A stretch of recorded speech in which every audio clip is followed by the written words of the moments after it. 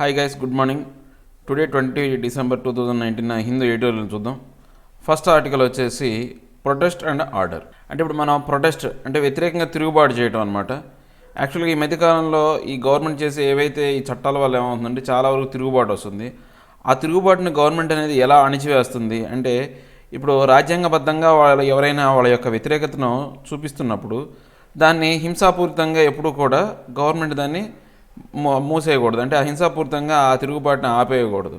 వాళ్ళ యొక్క తిరుగుబాటు అంటే వాళ్ళు చూపించే ఏదైతే అసమ్మతిని ఏం చేయాలంటే పరిగణలో తీసుకొని అందరికీ ఆమోదయోగ్యమైన చట్టాన్ని చేసే విధంగా ప్రభుత్వం నడవాలని చెప్పే ఆర్టికల్ అండి ఇది. ఒకసారి ఆర్టికల్లోకి వెళ్ళబోయే ముందు మనం దీంట్లో ఉన్న డిఫికల్టీ వర్డ్స్ ఒకసారి చూద్దాం. క్లాంపింగ్, ఫాస్ట్ అండ్ ఫిక్స్ అంటే బిగిన్సు, స్టార్క్ కంప్లీట్ అబ్జల్యూట్ శుభ్రముగా, బోనఫైడ్ అథెంటిక్ జెన్యూన్ విశ్వసనీయమైన, నెక్స్ట్ రీస్ట్రెయింట్ ట్రస్ హ్యాంపర్ అణచడానికి, ఇండీడ్ ఇన్ఫ్యాక్ట్ వాస్తవం, రిగ్రెస్ రివర్ట్ రిటర్న్ తిరోగమనము. ఇవి దీంట్లో ఉన్న డిఫికల్టీ వర్డ్స్ అండి. ఒకసారి మనం ఆర్టికల్లోకి వెళ్తే కనుక authorities should facilitate expression of views not suppress rights. అంటే ఇప్పుడు అథారిటీస్ ఎవరైతే ఉన్నారంటే ఇప్పుడు ఈ గవర్నమెంట్ కానీ వీళ్ళందరూ కూడా ఏం చేయాలంటే ఎవరైనా తమ యొక్క భావాలను చెప్పే అవకాశాన్ని కల్పించాలా, అంతేగాని వాళ్ళ యొక్క హక్కుల్ని హరించి వేసేలాగా లేదా హక్కుల్ని అణగదొక్కే విధంగా మాత్రం ప్రభుత్వం యొక్క పరిపాలన అథారిటీస్ యొక్క విధానాలు ఉండకూడదు అని చెప్తున్నారు. The duty of state to preserve public order should never extend to suppression of political views contrary to those of the government. అంటే ఇప్పుడు ఏదైతే గవర్నమెంట్కి వ్యతిరేకంగా ఏవైనా జరిగితే కనుక ఈ పొలిటికల్గా వీటిని ఏంటంటే ఈ పొలిటికల్ వ్యూలకు ఉండే వ్యూస్ ప్రకారం గవర్నమెంట్ వ్యతిరేకంగా అంటే ఇప్పుడు జరిగి గవర్నమెంట్ చేసుకునే చట్టాలకు కానీ వాటి వ్యతిరేకంగా ఏదైనా జరిగితే కనుక వాటిని ఏవి కూడా అణగదొక్కకూడదు. అంటే పబ్లిక్ అనేవాళ్ళు వాళ్ళు చెప్పే వాళ్ళ యొక్క అసమ్మతిని వాళ్ళు వినాలి. It is quite unedifying for the state to use its power to regulate public protest to negate the people's right to assemble peacefully. అంటే ఇప్పుడు ఎప్పుడు కూడా గవర్నమెంట్కి ఒక అధికారం లేదు. అంటే ఎవరైతే ఆ ప్రజలు ఎవరైతే ఉన్నారో వాళ్ళ యొక్క ఆ రైట్ ఏదైతే ఉందో అంటే ప్రభుత్వం చేసే చట్టాలను వ్యతిరేకించి వాటికి వ్యతిరేకంగా వాళ్ళ యొక్క అసమ్మతిని తెలిపేదే వాళ్ళ యొక్క హక్కుని ఏదైతే ఉందో గవర్నమెంట్ బలవంతంగా దాన్ని మూసేయకూడదు, అంటే అణగదొక్కకూడదు. ద స్టేట్ వైడ్ క్లాంపింగ్, ఇందా చెప్పుకున్న క్లాంపింగ్ అంటే బిగిన్సు of prohibitory orders under the section 144 of the Code of Criminal Procedures in Uttar Pradesh and Karnataka are stark examples of the misuse of regulatory power to suppress the lawful exercise of constitutional rights. అంటే ఇప్పుడు మనకు తెలిసింది ఏంటంటే ఉత్తరప్రదేశ్లో ఒకటి, కర్ణాటకలో ఒకటి ఇలాంటి యాక్షన్స్ అంటే వాళ్ళు పీస్ఫుల్గా వాళ్ళ యొక్క అసమ్మతిని తెలుపుతున్నప్పుడు ఏం చేశారంటే సెక్షన్ 144ని విధించి అక్కడంతా కూడా వాళ్ళని ఆ తిరుగుబాటుని ఏదైతే ఉందో వాటిని అణగదొక్కారు. ఇది కాన్స్టిట్యూషనల్ రైట్స్కి అంటే రాజ్యాంగం మనం కల్పించిన హక్కులకి పూర్తిగా వ్యతిరేకం అనమాట.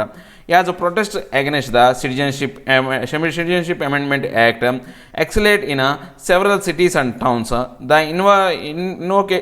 invocation of section 144 in the whole state does not seem to be in a conformity to the general rule that such a restriction on fundamental freedoms should be reasonable, least invasive and bonified. అంటే ఇప్పుడు ఏదైతే ఉందో ఇప్పుడు citizenship amendment bill act కింద ఏదైతే కొన్ని చట్టాలు తీసుకొచ్చిందో మనకు ఇండియన్ గవర్నమెంట్ దానికి వ్యతిరేకంగా కొన్ని రాష్ట్రాల్లో దాని వ్యతిరేకంగా తిరుగుబాటు జరుగుతుందన్నమాట. వాళ్ళ యొక్క అసమ్మతిని తెలుపుతున్నారు. అలాంటి చోట్ల కూడా ఈ 140 సెక్షన్ 4 సెక్షన్ పెట్టి ఇలాంటి పనులు చేయకూడదు అనమాట. వాళ్ళకి చేసే అంటే వాళ్ళు ఏదైతే వాళ్ళ హక్కు ఉందో రాజ్యాంగం ప్రకారం కల్పించిన హక్కు వాళ్ళ అసమ్మతిని తెలిపే హక్కుని ఏదైతే ఉందో వాళ్ళకి దానికి కరెక్ట్గా విశ్వసనీయమైన విలువని ఇవ్వాలి. వాళ్ళకి అందరూ ఆమోదయోగ్యంగా వాళ్ళకి రీజనబుల్గా అంటే వాళ్ళ యొక్క అసమ్మతిని తెలపడానికి ఒక రీజనబుల్ సిచ్యువేషన్ అనేది వాళ్ళకి కల్పించాలి. అంతేగాని వాటికి వ్యతిరేకంగా వాటిని ఆపేయటం కానీ లేకపోతే వాటి మీద పోలీసులు దాడులు చేయించడం కానీ అది కరెక్ట్ కాదు. On the top of it internet and mobile phone services were suspended and more some metro railway stations shut down in Delhi. దీంతో పాటు ఏం చేశారంటే మొబైల్ ఫోన్స్ కానీ తర్వాత సెల్ ఫోన్స్ ఇంటర్నెట్ యొక్క ఏదైతే సిగ్నల్స్ ఏవైతే ఉన్నాయో వాటన్నిటిని ఆపేశారు. దాంతోపాటు మెట్రో రైల్ స్టేషన్స్ కూడా కొన్నింటిని ఢిల్లీలో ఆపేశారు. Restriction wider than necessary tend to suppress rather than regulate. అంటే ఇప్పుడు ఈ రిస్ట్రిక్షన్స్ అన్నీ కూడా ఎందుకు ఉన్నాయంటే ఆ తిరుగుబాటుని అణిచివేయడం కోసమే ఉన్నాయి కానీ దాన్ని సరైన మార్గంలో పెట్టడానికి లేదు. ఇప్పుడు ఏదైనా తిరుగుబాటు జరిగితే అణిచివేయకుండా ఆ తిరుగుబాటులో ఉన్న ఏ సమస్య ఏంటి, ఆ సమస్యను ప్రాబ్లం సాల్వ్ చేస్తే కనుక ఆటోమేటిక్గా రెగ్యులేట్ అయిపోతుంది, అంతా కూడా నార్మల్ అయిపోతుంది. కానీ నార్మల్ చేయకుండా ఏం చేయాలని దాన్ని బలవంతంగా అణిచివేస్తున్నారు. Were all these steps justified especially in the light of the judicial pronouncement that draw the limits of the power to regulate assemblies. The apex court has often said an order under the section 144 has to be reasonable and be minimal. అంటే ఇప్పుడు ఇదంతా కూడా judicial pronouncement, అంటే దీని మీద న్యాయస్థానాలు కూడా కొన్ని తీర్పులు ఇచ్చినాయి. ఏదైతే ఈ 144 సెక్షన్ కింద కొన్ని తీర్పులు ఇచ్చినాయి. దాని ప్రకారం ఏం చెప్పిందంటే ఈ 144 సెక్షన్కి అనేది రీజనబుల్గా ఉండాలా, దాని యొక్క ఆపరేషన్ అనేది చాలా మినిమల్గా ఉండాలి, చాలా తక్కువలో ఉండాలా, అంతేగాని ఎక్కువగా అరాచకంలో పోకూడదు. ఎప్పుడైనా గొడవపూరితమైన సిచ్యువేషన్ వచ్చినప్పుడు మాత్రమే ఈ 144 సెక్షన్ పెట్టాలి. కానీ వాళ్ళు ప్రశాంతంగా శాంతిపూరితంగా ఇలాంటి అసమ్మతిని తెలుపుతున్నప్పుడు అక్కడ 144 సెక్షన్ పెట్టడానికి వీల్లేదని ఆల్రెడీ సుప్రీంకోర్టు చెప్పింది. అలా చెప్పినప్పటికీ ఇలా జరుగుతుంది. It mean that the order should be limited to specific localities and in response to A particular situation. అంటే ఇప్పుడు దీని ప్రకారం చూసుకుంటే కనుక ఈ ఆర్డర్ కొంత లిమిటేషన్స్ ఉన్నాయన్నమాట. ఈ ఆర్డర్ ఏదైతే ఈ 144 సెక్షన్కి అనేది కొన్ని లిమిటేషన్స్ ఉన్నాయి. కొన్ని ఏరియాలు ఇంకా చెప్పాలంటే కొన్ని ఏరియాల్లో ఇంకా వీటి మీద చాలా ఆంక్షలు ఉన్నాయన్నమాట. దానికి అది రెస్పాన్సివ్గా ఉండాలి. ఈ ఆర్డర్ అనేది చాలా రెస్పాన్సివ్గా ఉండాలి. అవసరమైనప్పుడు మాత్రం దీన్ని వాడేటట్టు ఉండాలి. Such restrictions should not be allowed to exceed the constants of the particular situation either in nature or in duration it observed. అంటే ఇప్పుడు మనం కనుక చూసే అంటే ఈ అణచడానికి ఉపయోగించే విధానం అనేది కూడా చాలా ఎక్కువ అయిపోయిందనమాట. అంటే చేయాల్సిన దానికన్నా వీటి యొక్క పరిమితిని మించి చేస్తున్నాయి. ఈ అణిచివేయడం కానీ, వీటి తిరుగుబాటుని తొక్కివేయడం కానీ, లేకపోతే వాటిని సప్రెస్ చేయడం అనేది. A wide spread protest main indeed regress into violence but the prosecution of threat to the public peace and tranquility should be real and not imaginary or a more likely possibility. The court observed while examining the lawful of the police actions on the gathering of a peaceful protest at Delhi Ram Leela Mandir in 2011. అంటే ఇప్పుడు దీని మీద wide spread protest అంటే ఈ violence ఏదైతే ఉందో దీని మీద ఎప్పుడైతే మనకు ఏదైనా తిరుగుబాటు జరుగుతున్నప్పుడు, వాటి శాంతిపూరితంగా జరుగుతున్నప్పుడు దాని మీద ఏదైతే వైలెన్స్ ఉందో అనేది అది ప్రజల యొక్క శాంతిని భంగం కలిగించే విధంగా ఉంటుంది. వాళ్ళు ఏదో శాంతిపూరితంగా వాళ్ళు యొక్క నిరసన తెలుపుతున్నారు, దాని మీద పోయి మనం కనుక పోలీసుల యొక్క దాడి కానీ లేకపోతే గవర్నమెంట్ వాళ్ళని బలవంతంగా అణిచివేయాలని చూస్తే కనుక అప్పుడు ఏమవుతుందంటే అక్కడ పబ్లిక్ పోలీస్ అనేది ప్రాబ్లం అవుతుంది. దాంతోపాటు రకరకాల అరాచక శక్తులు ప్రజ్వలిస్తాయి అన్నమాట. దీంతో పాటు ఏం చేస్తుందంటే కోర్టు కూడా ఇట్లాంటి సిచ్యువేషన్ జరిగినప్పుడు అసలుకు దాంట్లో ఈ పోలీసులు చేసిన పని అనేది ఎంతవరకు న్యాయబద్ధంగా ఉంది, వీళ్ళు చేసిన పని కరెక్టేనా అని చూస్తారన్నమాట. ఎస్పెషల్లీ ఢిల్లీలో జరిగిన రామ్లీలా మందిర్లో 2011లో జరిగిన ఇన్సిడెంట్లో ఇలాంటి పరిణామమే జరిగిందనమాట. In this back drop the action of the police in Bengaluru and Delhi in preventing protest for gathering and the denial of permission to hold any protest in several other places was excessive. అంటే ఇప్పుడు ఈ ఢిల్లీలో జరిగింది కానీ బెంగళూరులో జరిగింది కానీ ఏదైతే ఉందో దాంట్లో జరిగిన ఈ పోలీసుల యొక్క యాక్షన్ ఏదైతే ఉందో అంటే ఆ తిరుగుబాటుదారులు అసమ్మతి తెలిపే వాళ్ళ మీద ఈ పోలీసు జరిపిన యాక్షన్ ఏదైతే ఉందో అది కూడా మొత్తం కూడా ఓవర్ ఎక్సెసివ్ అనమాట. అంటే ఆ ప్రజలు అక్కడ ఉన్న సిచ్యువేషన్ని మొత్తం కూడా ఎలిమినేట్ చేసేలాగా లేకపోతే అక్కడ కంటామినేటెడ్ అంటే గొడవ చేసే విధంగా ఈ పోలీసులు ప్రవర్తించారు తప్పితే అక్కడ ఉన్న శాంతి భద్రతలు కాపాడడం కోసం ఏమీ చేయలేదని ఆల్రెడీ తీర్పు వచ్చేసింది. And orderly assembly armed with a permission that contain limits on duration and number is normally not like to degenerate into A violence. అంటే ఇప్పుడు మనం ఏదైనా ఒక ఆర్డర్లీ అసెంబ్లీ జరిగిందంటే దాని ముందే పర్మిషన్ తీసుకుంటారు. ఆ పర్మిషన్ తీసుకునే దానికి కొన్ని లిమిట్స్ అండ్ రెగ్యులేషన్స్ అన్నీ ఉంటాయి. అలాంటి సిచ్యువేషన్లో కూడా ఇలాంటి వైలెన్స్ జరగడం అంటే కారణం ఏంది, ఆల్రెడీ వాటికి పర్మిషన్ ఉన్న వాటికి కూడా ఇలాంటి చేస్తున్నారు. It is somewhat satisfying that in most cities the protest gathered peacefully or courted arrest. అంటే ఇప్పుడు ఏదైతే మనం చాలా సిటీస్లో ఏంటంటే ఆ తిరుగుబాటు అనేది చాలా పీస్ఫుల్గా జరుగుతుంది. దాంతోపాటు చాలా ఏ ఇబ్బంది లేకుండా ప్రశాంతంగా జరుగుతున్నప్పటికీ వీళ్ళు ఏం చేస్తున్నారు, ఆ ప్రశాంతను ఉండనియట్లేదు. However the incidents of the disturbance from a few cities including the police firing in Mangaluru underscore the burden cast upon the state in protesting the constitutional guarantees of the peaceful dissents on the one hand and public order on the other hand. ఇప్పుడు ఇది ఏదైతే ఉందో మంగళూరు కేసులో కూడా, అంటే మంగళూరులో జరిగే ఇలాంటి ఏదైతే తిరుగుబాటు అసమ్మతిని తెలిపే సిచ్యువేషన్లో ఏం జరిగిందంటే పోలీస్ ఫైరింగ్ జరిగింది. ఆ పోలీస్ ఫైరింగ్ని ఏం చేస్తుందంటే ప్రభుత్వం యొక్క ఏది నియమబద్ధతని, అంటే వాళ్ళ యొక్క హక్కు, రాజ్యాంగం ప్రకారం ఇచ్చిన హక్కుని ప్రభుత్వమే హరింపజేస్తున్న విధంగా ఒక ప్రాబ్లం అయితే, దాంతోపాటు ఈ పబ్లిక్ ఆర్డర్ ఏదైతే ఉందో ఆ పబ్లిక్కి సంబంధించిన ఇష్యూస్, ఆ శాంతి భద్రతలకు సంబంధించిన ఇష్యూస్ని కూడా లేవనెత్తే విధంగా ఉంది. On the political side, India's leadership will have to respond to the wide spread public fear over the implementation of the new nationalism norms. అంటే ఇప్పుడు ఇండియన్ లీడర్షిప్ కనుక చూసుకుంటే కనుక, ఇప్పుడు మన పొలిటికల్ సైడ్గా చూసుకుంటే కనుక, ఈ ఏవైతే ఉందో ఈ పబ్లిక్ ఫియర్స్ని, అంటే ఈ యొక్క భారతదేశంలో ఉన్న ఆ పబ్లిక్ ఫియర్ అనేది పూర్తి అందరికీ వ్యాపించిపోతుందేమో. అంటే ఇప్పుడు ఏదైనా ఒక చోట, ఇప్పుడు సపోజ్ మనకు సిఏఏ బిల్లే ఉంది, ఈ సిఏఏ బిల్ గురించి కొంతమంది తిరుగుబాటు చేస్తున్నారు. ఆ విషయం అందరికీ ప్రపంచం మొత్తం పాగిపోయి ఇబ్బంది ఏమైనా వస్తుందని చెప్పేసి ఈ గవర్నమెంట్ అనే ముందే భయపడతాయి అనమాట. అందుకోసం వీటి మీద ఇలాంటి దాడులు జరిపిస్తాయి. On the administrative side, however, the authority should aim to facilitate the excessive of the people's right rather than the suppression them. అంటే ఇప్పుడు దీని కనుక అడ్మినిస్ట్రేటివ్ పాయింట్ ఆఫ్ వ్యూలో చూసుకుంటే, పరిపాలనా పరంగా చూసుకుంటే కనుక ఏం చేయాలి అంటే, ప్రభుత్వం అనేది ఏం చేయాలంటే వాటిని అణిచివేయటం కన్నా వాటి యొక్క వాళ్ళకి ఏవైతే కావాలో వాటి ఆ ఫెసిలిటీస్ అన్నీ వాటికి కల్పించి వాటిని న్యాచురల్గా విత్డ్రా అయ్యేటట్టు చేస్తే బాగుంటుంది. అంటే న్యాచురల్గా, అంటే వాళ్ళ కోరికలు ఏవైతే ఉన్నాయో ఆ కోరికలు నెరవేరిస్తే సరిపోద్ది, కానీ వాళ్ళని బలవంతంగా అణిచివేయకూడదు అని చెప్తున్నారు. Next, not unimpeachable. అంటే ఇప్పుడు అన్ఇంపీచబుల్ అది మచ్చలేనిది. అంటే ఇప్పుడు ఇంపీచ్మెంట్ అనేది మనం ఏం చెప్తామంటే, వాళ్ళ ఏదైనా కళంకం ఏర్పడితే ఆ యొక్క పదవికి కళంకం చేసిన వాళ్ళని తీసేసేది పరిస్థితి అనమాట. నాట్ అన్ఇంపీచబుల్ అంటే కళంకం లేకపోవచ్చు, అన్ఇంపీచబుల్ కళంకం కాకుండా, అంటే అన్ఇంపీచబుల్ అంటే కళంకం లేని, నాట్ అన్ఇంపీచబుల్ అంటే కళంకం ఉంది అని, కళంకం ఏర్పడింది, ట్రంప్కు కళంకం ఏర్పడింది అనమాట. Trump is unlikely to be removed as president but the rebuke will hurt. అంటే ఇప్పుడు ట్రంప్ను ప్రెసిడెంట్ పదవి నుంచి తీసేయకపోవచ్చు, అతను తీసేయకపోవచ్చు, కానీ అతను ఎవరైతే తిట్టారో, అంటే ఇప్పుడు ఆ పార్లమెంట్, ఆ సెనేట్ సభ మొత్తం కూడా ఇతనికి వ్యతిరేకంగా అయితేనే నినాదాలు చేశారు, కొంతమంది అతన్ని విమర్శించారనమాట. ఆ విమర్శలు మాత్రం చాలా బాధాకరం అనమాట. ఎందుకని అంత పెద్ద పొజిషన్లో ఉన్న వ్యక్తి అలాంటి సిచ్యువేషన్ ఫేస్ చేయడం, ఒకళ్ళ చేత విమర్శలు ఎదుర్కొనే పరిస్థితి, ఏది అవినీతి విమర్శలు, మామూలు విమర్శలు ఎవరేం చేస్తారు, రాజకీయ విమర్శలు అనేవి కామన్, కానీ అవినీతిపూరితమైన విమర్శలు జరగడం అనేది అందరిని బాధ కలిగించే విషయం. అంటే దీంట్లోకి వెళ్ళబోయే ముందు దీంట్లో ఉన్న డిఫికల్టీ వర్డ్స్ ఒకసారి చూద్దాం.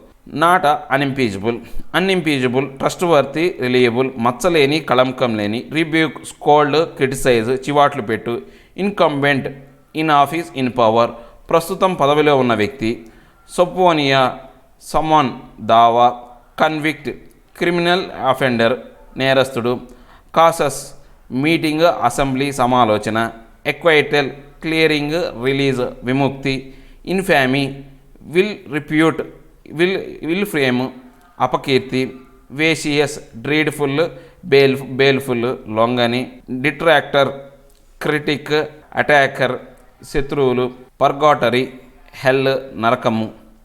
ఇవి దీంట్లో ఉన్న డిఫికల్టీ వర్డ్స్.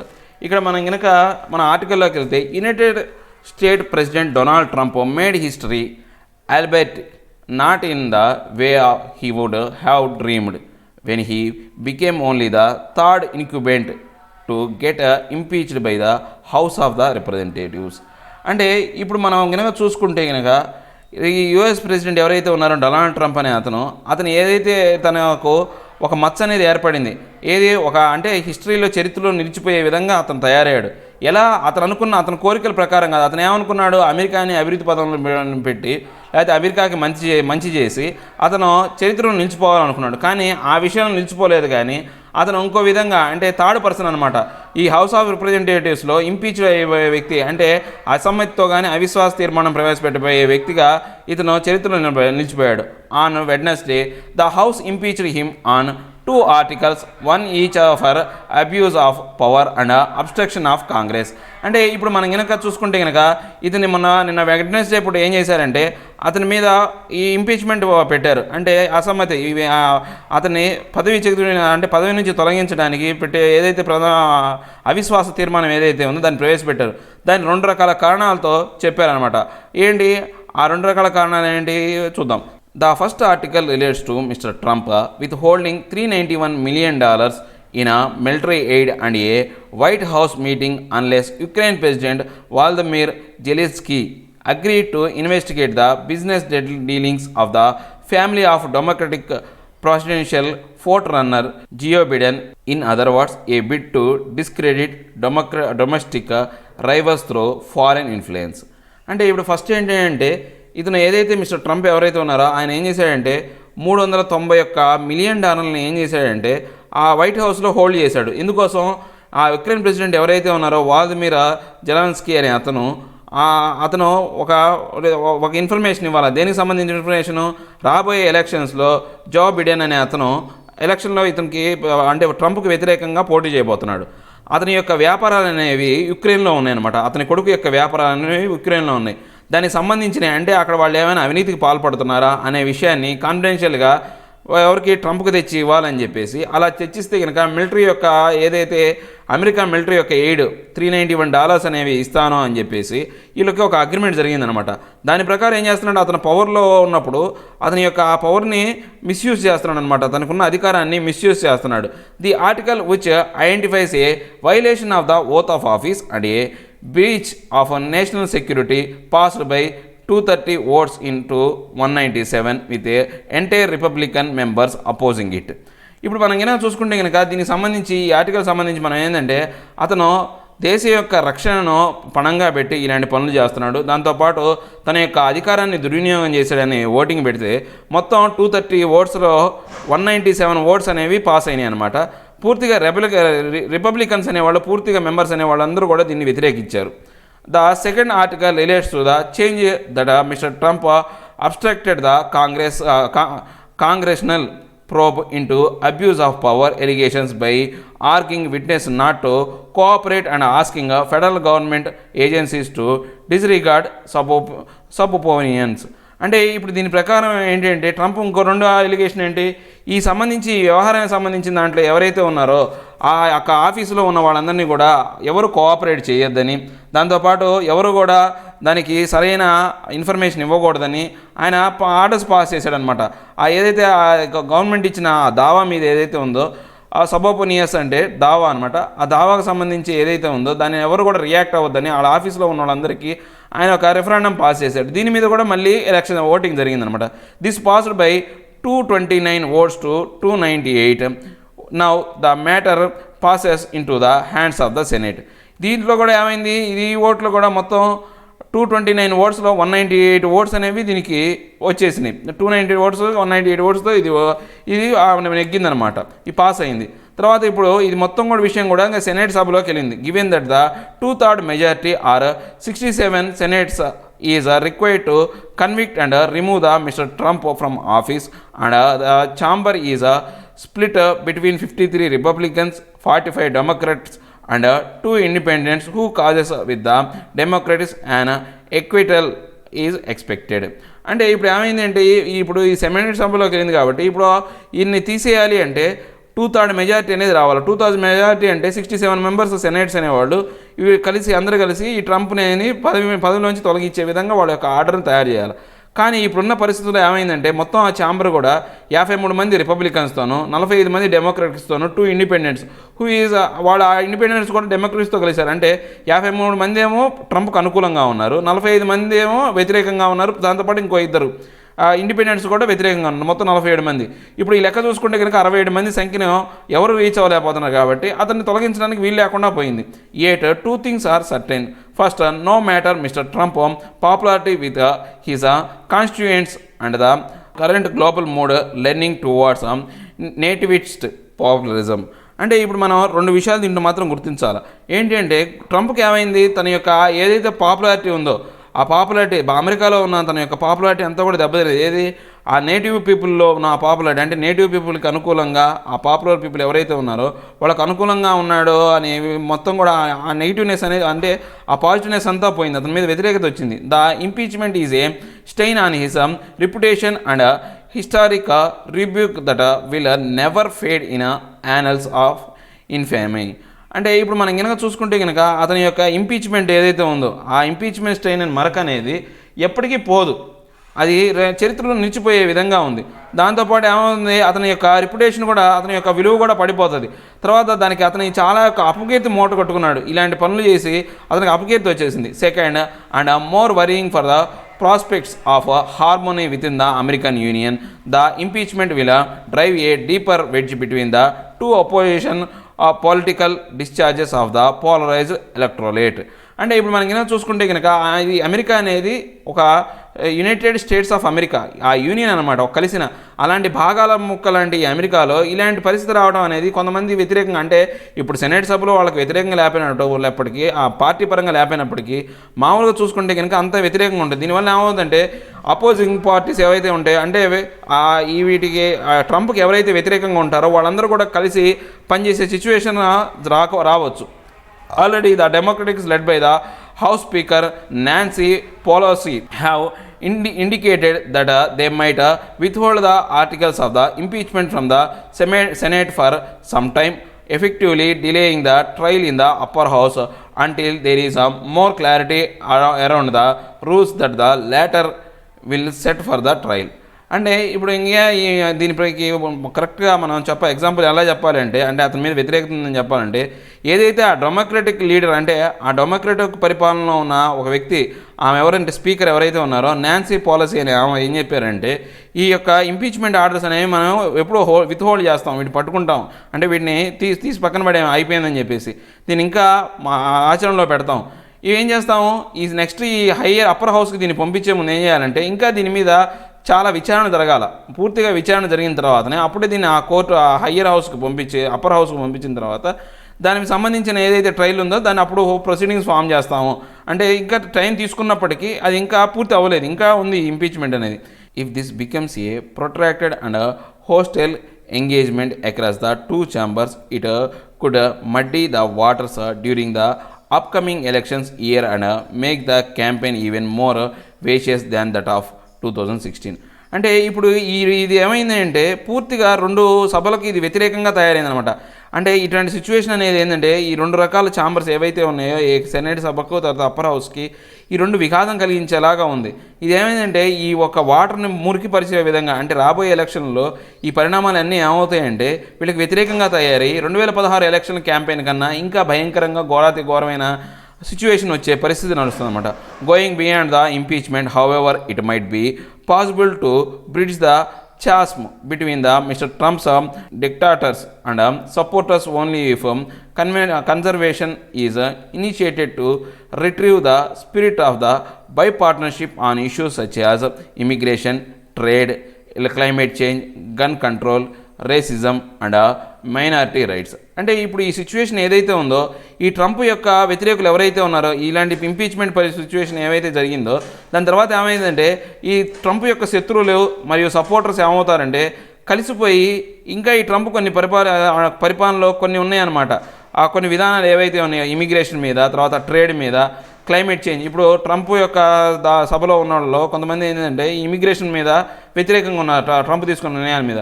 క్లైమేట్ చేంజ్ మీద కొందరు వ్యతిరేకంగా ఉన్నారు, ఈ గన్ కంట్రోల్ మీద. ఇలా రకరకాల భావాలు ఉన్న వాళ్ళందరూ కలిసిపోయి అతను వ్యతిరేకంగా ప్రచారం చేయడం కానీ, లేదా అతను వ్యతిరేకంగా రేపు రాబోయే ఎలక్షన్లో పనిచేయచ్చు. The alternative route may well lead directly to political purgatory for one of the world's oldest democracies and that is likely to hurt. అంటే ఇప్పుడు మనం ఇలాంటి పరిస్థితి ఉన్నప్పుడు, అంటే ఇప్పుడు ట్రంప్కు పూర్తిగా అంత వ్యతిరేకమైన పరిస్థితి ఏర్పడింది. ఇప్పుడు దీన్ని కనుక మళ్ళీ వ్యతిరేకమైన పరిస్థితిని మళ్ళీ బాగా చెయ్యాలి అంటే ఏం చేయాలి, అతను ఆ పొలిటికల్ పొర్గోటరీ, అంటే పొర్గోటరీ అంటే మీన్స్ ఏంటంటే నరకం అనమాట. ఆ పొలిటికల్గా నరకం సృష్టించాలి. అంటే వాళ్ళందరినీ అణిచివేయడం, అక్రూరమైన ఏవైతే చర్యలు ఏవైతే ఉన్నాయో అప్పుడు ట్రంప్ అవలంబిస్తే మాత్రం ట్రంప్ నెక్స్ట్ ఎలక్షన్లో గెలవాలి. అలాంటి సిచ్యువేషన్ కనుక ఉందనుకో, ఎప్పుడో నుంచో ఉన్న ఓల్డెస్ట్ డెమోక్రటీ, అమెరికన్ అనేది ఎప్పటి నుంచో పురాతన కాలం నుంచి ఉన్న ఓల్డెస్ట్ డెమోక్రటిక్ కంట్రీ అనమాట. ఆ కంట్రీ యొక్క ఏదైతే భావం ఉందో దాన్ని బాధ పెట్టే విధంగా, కించపరిచే విధంగా ఉంటుంది అని చెప్తున్నారు. ఇంకా నెక్స్ట్ వచ్చేసండి, ఇప్పుడు మనం ఈ సిఏఏ బిల్లు గురించి మనం గత 3 రోజుల నుంచి చెప్పుకుంటుంది. సిఏఏ బిల్లు గురించి కొంచెం, ఈ సిఏఏ బిల్లుకు సంబంధించిన దాని మీద ఈ యొక్క నరేంద్ర మోడీ యొక్క షా యొక్క పరిస్థితులు ఎలా ఉన్నాయి, వాళ్ళ యొక్క సిచ్యువేషన్స్, ఐడియాలజీ ఎలా ఉంది. అసలు ఒకప్పుడు వాజ్పేయి, అద్వానీ ఇద్దరు వాళ్ళు కలిసి ఒకప్పుడు 2004 వరకు వాళ్ళు పరిపాలన చేశారు. వాళ్ళ యొక్క పరిపాలన విధానం ఎలా ఉంది, ఇప్పుడు వీళ్ళ యొక్క పరిపాలన విధానం ఎలా ఉంది అనేది చెప్తూ ఈ ఆర్టికల్ ఎక్స్ప్లెయిన్ చేశారు. In thrall to its own violence. అంటే థ్రెల్ అంటే మీనింగ్ ఏంటంటే దాసుడు. మనం అంటాం కదా, మన దగ్గర పని వాళ్ళు దాసి అంటాం చూసారా, ఆ దాసు అనమాట. అంటే వాళ్ళ యొక్క ఆ వైలెన్స్కి ఏదైతే ఆ హింసకు వాళ్ళే దాసులు అయిపోయారు. In its second innings the Modi government has turned its back on conciliation with dire consequence for the polity.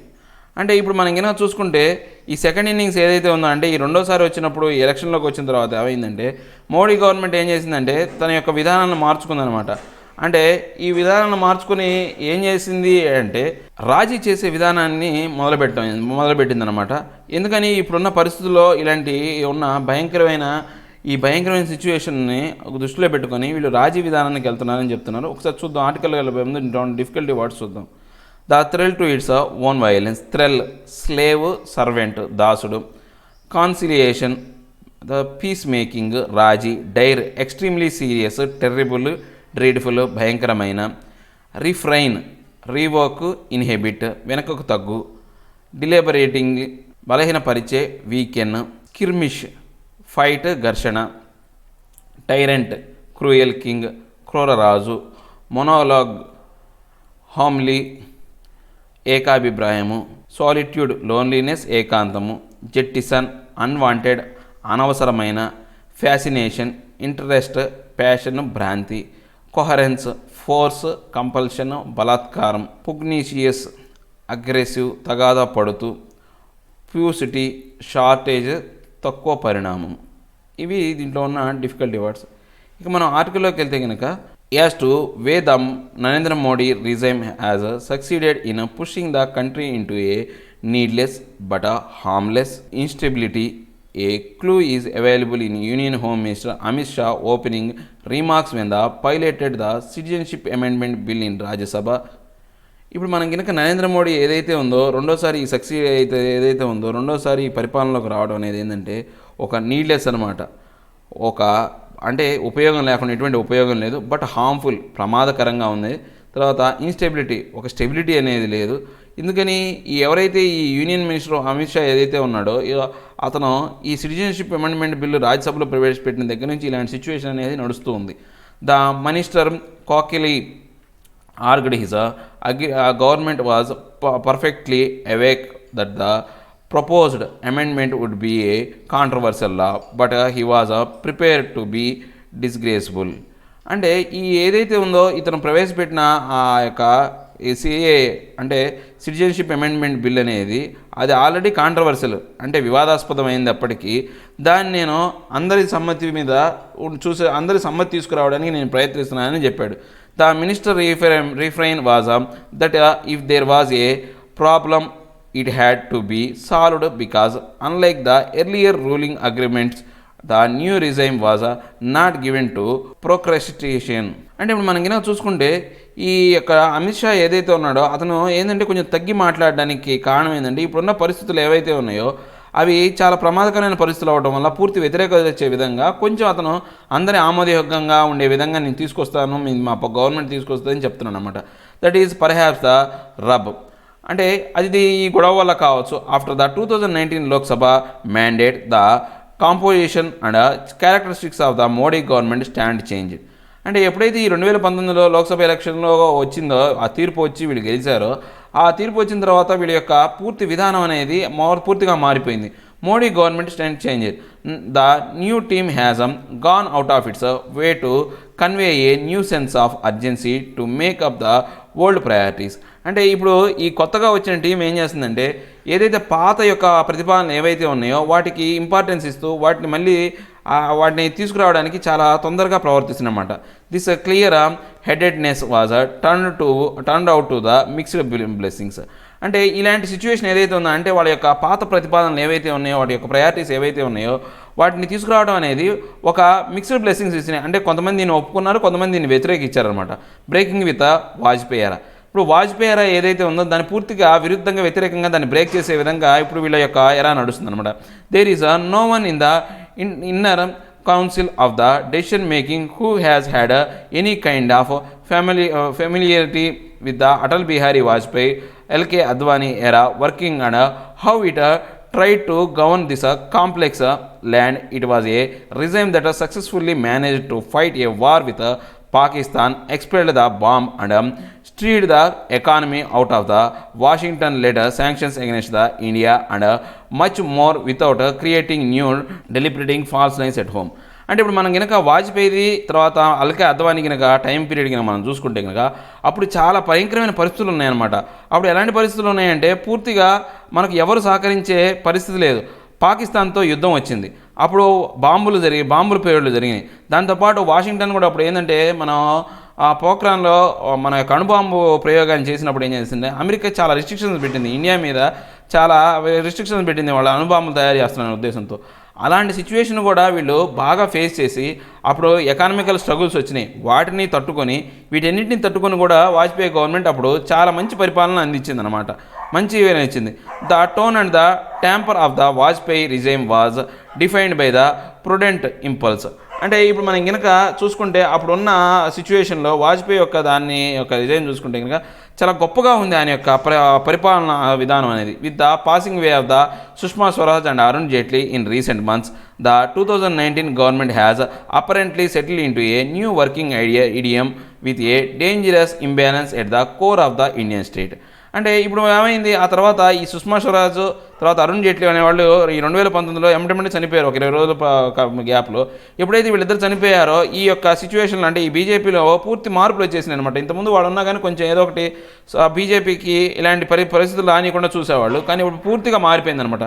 The prime minister stand very tall, much taller than all his ministerial colleagues, with the possible exception of the Home Minister. No cabinet colleague has the status or the prestige to introduce a note of caution in the face of any proposed policy recklessness and political awkwardness.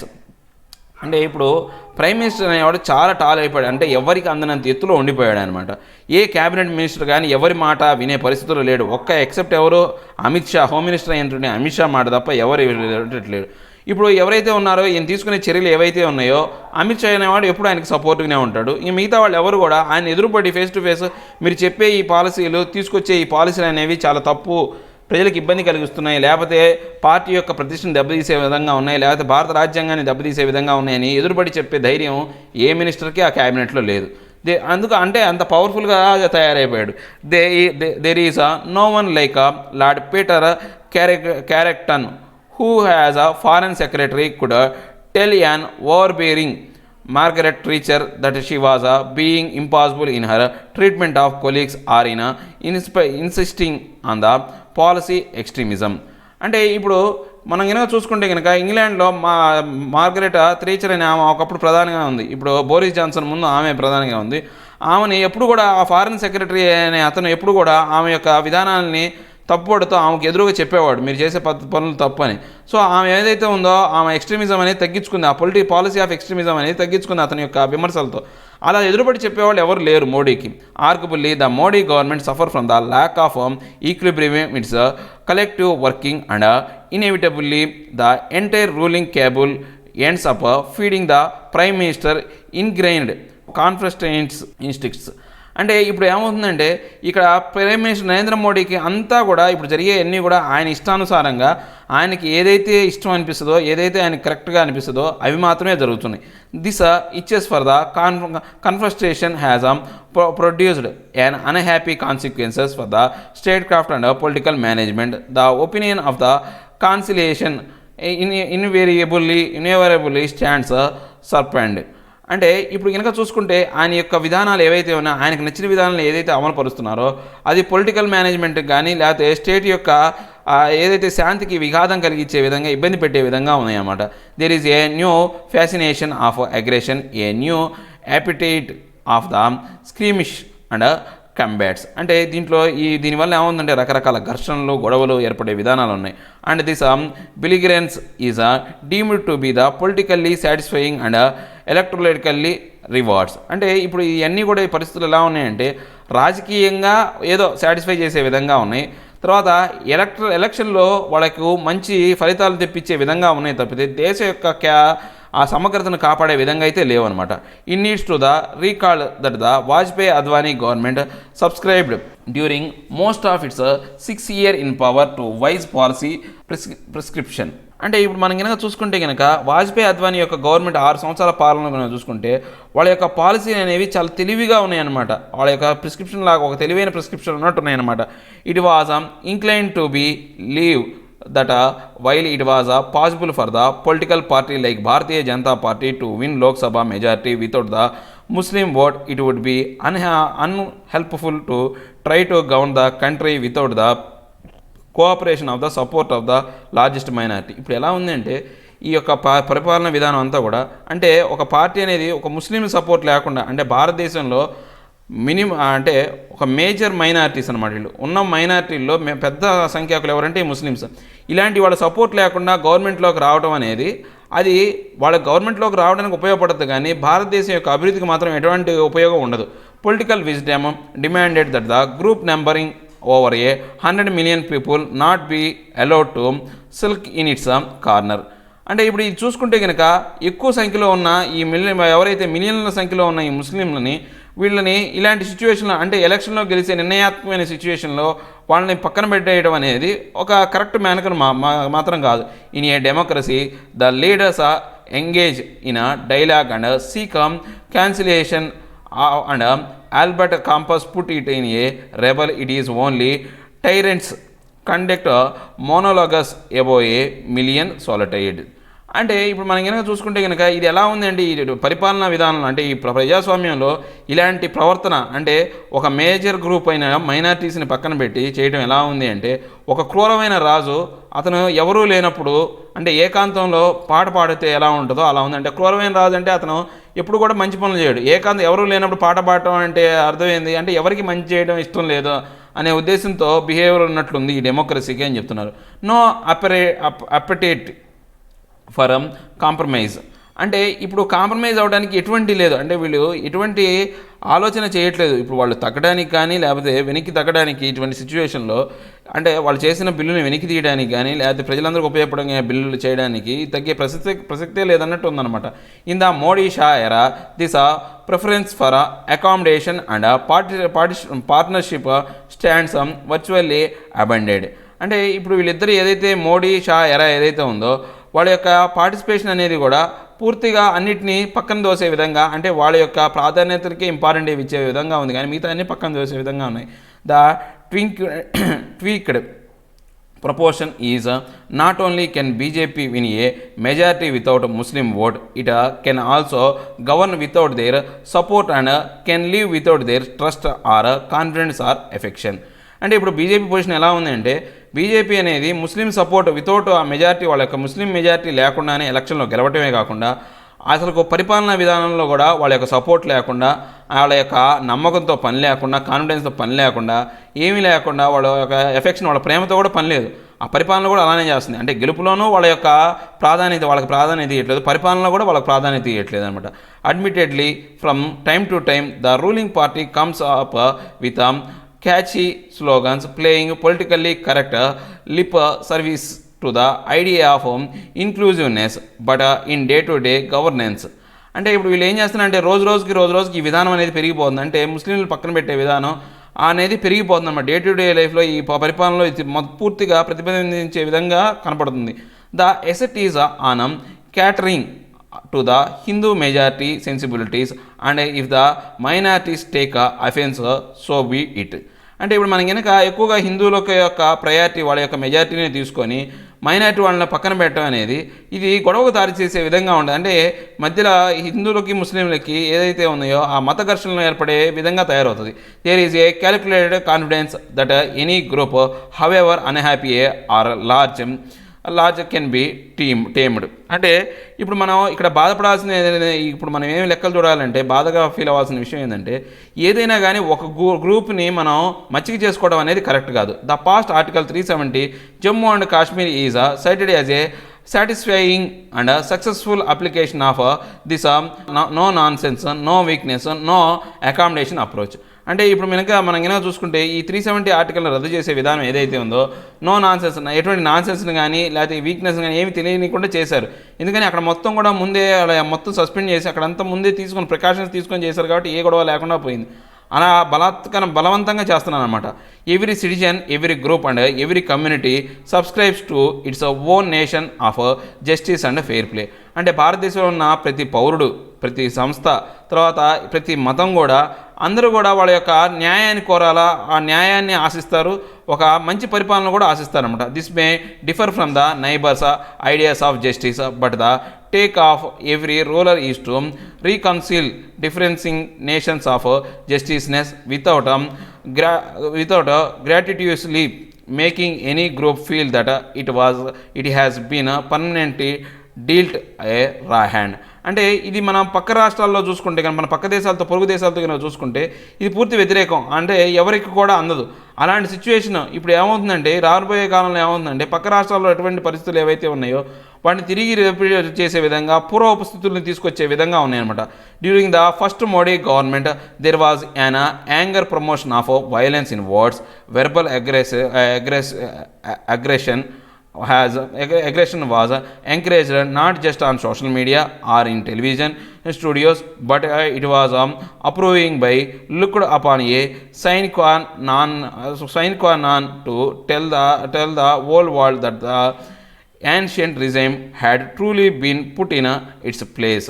అంటే మనం మోడీ యొక్క మొదటి 5 ఏళ్ల యొక్క పరిపాలన మనం చూసుకుంటే ఆయన యొక్క మాటల్లో ఉన్న యాంగర్, ఆ కోపం అనేది నాట్ ఓన్లీ సోషల్ మీడియాలోనే కాదు, టీవీల్లోనే కాదు, ప్రపంచానికి కూడా తెలియజెప్పే విధంగా రాబోయే కాలంలో మేము యొక్క పాత విధానాన్ని, అంటే భారతదేశం యొక్క పూర్వ పరిస్థితులు తీసుకొస్తామని ఆయన ఎప్పుడో చెప్పాడు అనమాట. In the process a certain debasement of democratic decencies was inevitable but was celebrated as much as needed jettisoning the old dogma. అంటే ఇప్పుడు ఏమైందంటే ఇలాంటి ఏదైతే పాత విధానాలు తీసుకురావాలనే సిచ్యువేషన్ ఏమైందంటే ఇప్పుడున్న డీబేస్మెంట్, అంటే ఇప్పుడున్న పరిస్థితుల్ని పూర్తిగా డెమోక్రటిక్ అంటే ప్రజాస్వామ్యాన్ని యొక్క పునాదుల్ని కదిలిచ్చే విధంగాను, తర్వాత కదిలిచ్చే సిచ్యువేషన్ అనేది వస్తుందన్నమాట. బట్ ఇది నేను ఏం చేస్తున్నానంటే వీళ్ళు సెలబ్రేట్ చేసి పాతకాలాన్ని ఏదైతే ఉందో ఆ పాత విధానాన్ని మళ్ళీ తిరిగి ప్రవేశపెట్టడం కోసం ఎక్కువ ప్రయారిటీ ఇస్తున్నారు. Now with 300+ Lok Sabha seats under it's belt, the ruling party has developed A fascination of for authoritative violence. అంటే ఇప్పుడు ఆల్రెడీ బీజేపీలో 300 పైగా స్థానాలు తన యొక్క హ్యాండ్లో ఉన్నాయన్నమాట. సో ఇలాంటి సిచ్యువేషన్లో ఏమవుతుంది అంటే ఈ బీజేపీ ఏం చేస్తుందంటే పూర్తిగా ఒక బ్రాంచ్ని కరెక్ట్ చేస్తుంది. అంటే పూర్తిగా మాకు అంత అథారిటేటివ్ వైలెన్స్, పూర్తిగా అధికారంతో కూడిన ఏదైనా హింసను మేము చెయ్యొచ్చు అనే ఒక బ్రాంచ్లో బీజేపీ బతుకుతుంది. Coercion and violence are deemed as a curative instruments of state policy and political control. అంటే ఇప్పుడు మనం ఏదైతే ఆ యొక్క బలాత్కారం కానీ, హింస కానీ ఇవన్నీ కూడా ఏమైతాయంటే ఈ రాబోయే కాలంలో ఈ పాలసీస్ తయారు చేసేలో కంట్రోల్ పాలిటిక్స్ అనమాట, పొలిటికల్ కంట్రోల్ తెచ్చుకోవడానికి ఉపయోగపడతాయి. కానీ దేశ యొక్క సమగ్రతను కానీ లేదా దేశంలో ఉన్న పౌరుల యొక్క అందరి యొక్క మంచి కోరే విధంగా ఉండదు. This gathering belief in the uselessness of state violence has lead to an indifference to international criticism or disapproval of civil society at home. అంటే ఇప్పుడు మనకు ఇలాంటి సిచ్యువేషన్ ఏమవుతుందంటే, అంటే ఇంట్లోనే స్టేట్లోనే మన యొక్క దేశంలోనే మన యొక్క పౌరుల మీద హింసను కలగజేయడం అనేది ఎలా ఉంటుందంటే ప్రపంచంలో అందరి చేత వాళ్ళ యొక్క క్రిటిసిజంని, అంటే వాళ్ళ యొక్క విమర్శను ఎదుర్కొనే విధంగా ఇక్కడున్న దేశంలో ఉన్న ఆ సివిల్ సొసైటీ ఎవరైతే ఉన్నారో, సామాజిక పౌరులు ఎవరైతే ఉన్నారో వాళ్ళు కూడా వ్యతిరేకించే విధానానికి దారితీస్తుంది అనమాట. Is act of the criticism in fact is pugnaciously depicted as a challenge to our nation, its security and its nationhood.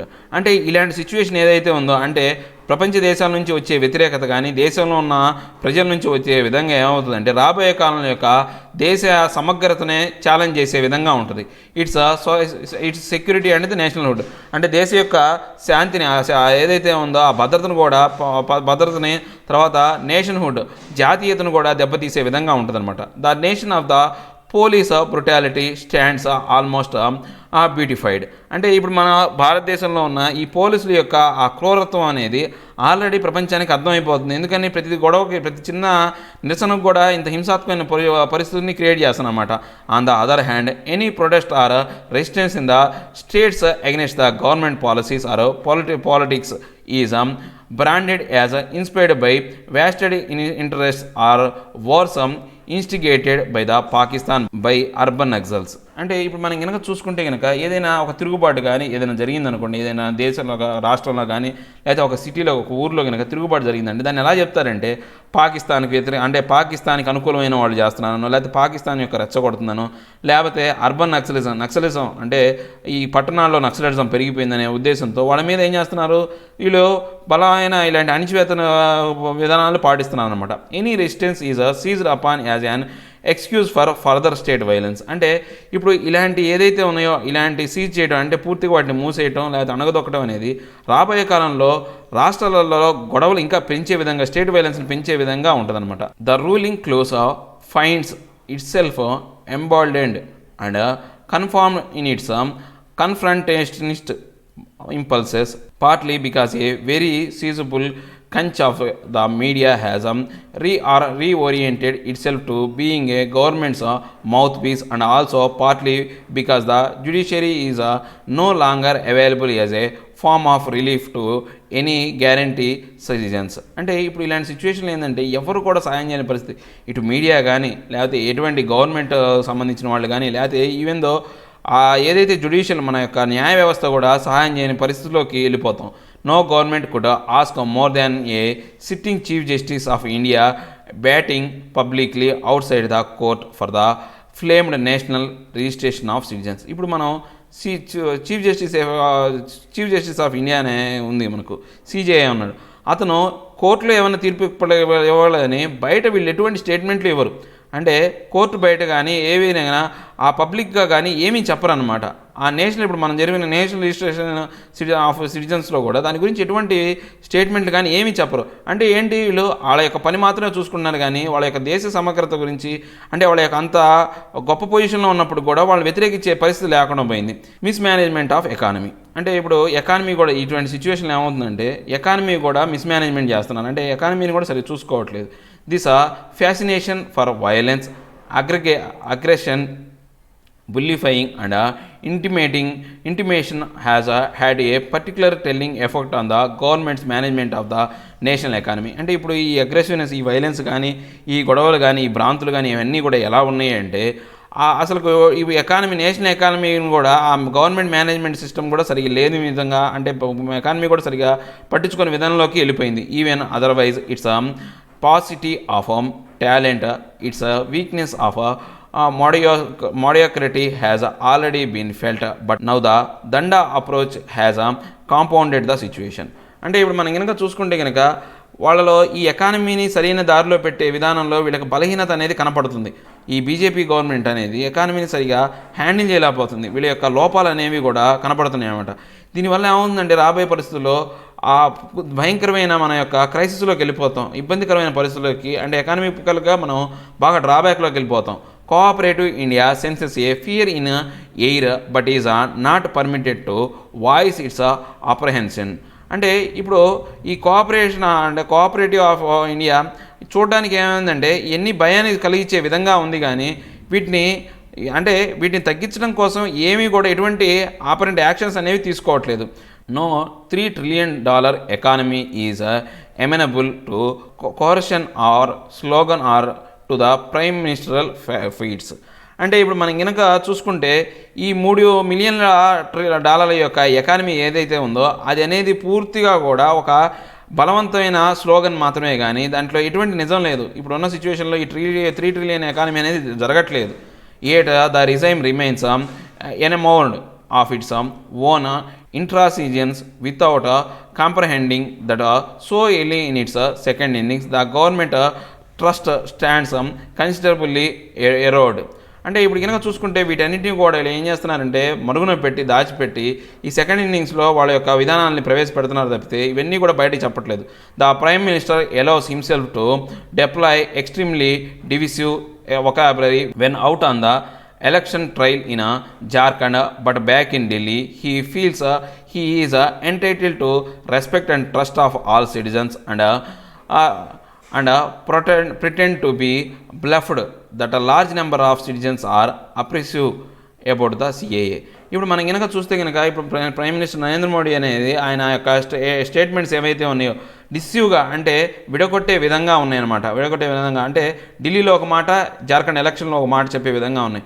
ఆయన చెప్పిన దాని ప్రకారం ఏంటంటే ఆయన అందరి యొక్క పౌరుల యొక్క గౌరవాన్ని, నమ్మకాన్ని చూరగొనే విధంగా ఆయన పరిపాలన ఉందని, దాంతోపాటు చాలామంది ఈ సిటిజన్షిప్ అమెండ్మెంట్ యాక్ట్ మీద సిఏఏకి ఫేవరబుల్గా అంటే వ్యతిరేకంగా లేకుండా అందరూ ఆమోదయోగ్యంగా ఈ బిల్లు ఉందని ఆయనే చెప్పుకుంటున్నాడు. A regime that has developed a trust for coercion, however legitimate or legal, and a passion for aggression ends up subverting the citizen trust. The Modi regime has ordered its own custom-made Achilles heel. అంటే ఇప్పుడు మనం ఏం చెప్పుకున్నాం అంటే ఈ మొత్తం కూడా ఈ టైంలో జరిగిన అన్నీ కూడా ఈ బలాత్కారాలు అయితేనేమి, తర్వాత ఆ లీగల్ ప్రాబ్లమ్స్ ఏవైతే ఉన్నాయో, తర్వాత ఈ అగ్రెషన్స్ ఏవైతే ఉన్నాయో ఇవన్నీ కూడా పూర్తిగా ఆపేసి ప్రజల యొక్క నమ్మకాన్ని చూరగొనాలి. అలా గనక చేయలేదనుకోండి మోడీ పరిపాలన కాలం మొత్తం కూడా చిల్లీస్ హీల్ అంటే ఇది గ్రీక్లో జరిగిన ఒక తిరుగుబాటు అనమాట. చిల్లీస్ హీల్ అనేది అంటే అక్కడ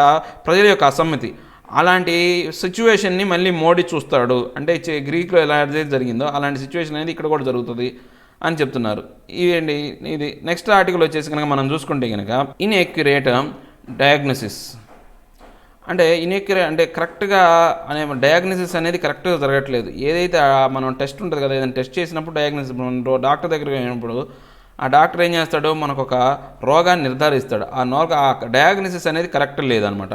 డ్రకనియన్ రెమెడీ అంటే ఈ డ్రకనియన్ రెమెడీ అంటే ఏంటంటే మన భారతదేశంలో నుంచి నల్లధనం రూపంలో వేరే దేశాల్లోకి డబ్బులు అనేవి వెళ్ళిపోతున్నాయి.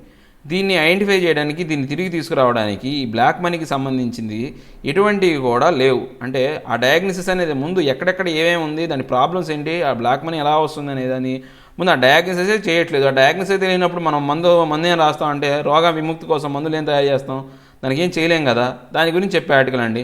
India's black money problem was misdiagnosed అంటే ఇప్పుడు ఈ బ్లాక్ మనీ ప్రాబ్లం ఏం చేస్తున్నానంటే అసలు దాన్ని సరిగా దానికి ఇక్కడ డయాగ్నోసైజ్ చేయట్లేదు. దాని యొక్క ప్రాబ్లం అనేది ఏంటి, దాని తీవ్రత అనేది సరిగ్గా తెలుసుకోవట్లేదు. తర్వాత unverified exaggerated number went into enactment of harsh laws అంటే ఇప్పుడు సరిగా వెరిఫై చేయకుండా, తర్వాత ఎగ్జాగరేట్ కరెక్ట్గా దాన్ని విశ్లేషించకుండా ఆ నెంబర్ అనేది కూడా మనం ఏం చేస్తామంటే హ్యాష్ లాస్ మనకు ఒక భయంకరమైన చట్టాలు చేసినంత మాత్రాన ఉపయోగం లేదు అని చెప్తున్నారు. ఇది మన ఇండియన్ ఎకానమీకి సంబంధించిన అంటే ఈ బ్లాక్ మనీ వల్ల మన ఇండియన్ ఎకానమీ ఎలా సఫర్ అవుతుంది, దానివల్ల అసలు దాన్ని తీసుకురావడానికి ఏ స్టాన్స్ తీసుకురావాలా, దాన్ని ఎలా డయాగ్నోసైజ్ చేయాలా అని చెప్పి ఆర్టికల్ అండి. సింపుల్ వార్డింగ్లో ఉంది, ఒకసారి మీరు చదవండి మీకు అర్థమవుతుంది. ఇవండి ఈరోజు నా 4 ఆర్టికల్స్. నా ఎక్స్ప్లెనేషన్ మీకు నచ్చినట్టయితే లైక్ చేయండి, షేర్ చేయండి, సబ్స్క్రైబ్ చేయడం మాత్రం మర్చిపోకండి. Thank you very much.